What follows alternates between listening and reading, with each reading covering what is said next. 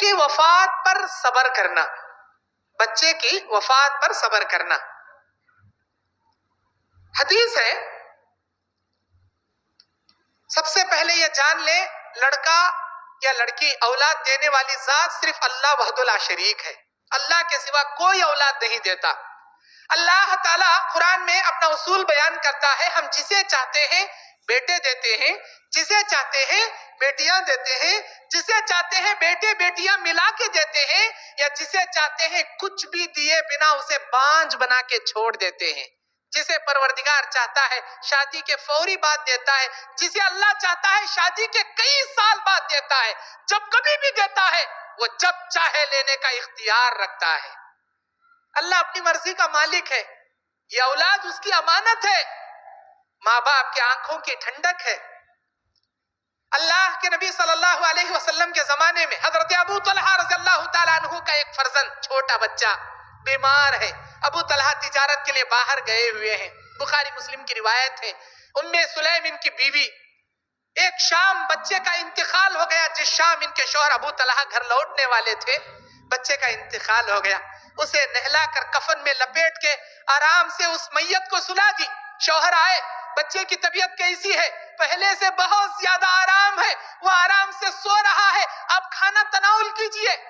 شوہر کو کھانا دیتی ہیں، کھانا کھا لیتے ہیں، رات میں محبت کرتے ہیں، پھر صبح اٹھ کر غسل کر کے نماز فجر کے لیے ابو طلحہ جا رہے ہیں۔ ام سلیم ان کی بیوی ایک مسئلہ پوچھتی ہے، میرے شوہر ایک مسئلے کا جواب دیجئے۔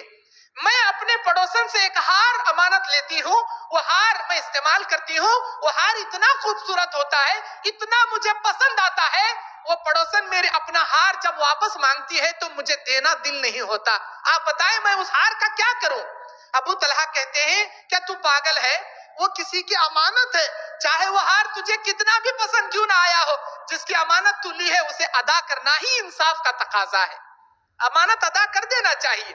یہ سوال پوچھنے کے بعد ام سلیم جواب دیتی ہیں، میرے شوہر، اللہ نے ہم کو ایک بیٹا امانت کے طور پر دیا تھا، وہ بیٹے کا انتقال ہو گیا ہے، اللہ اپنی امانت لے لیا ہے۔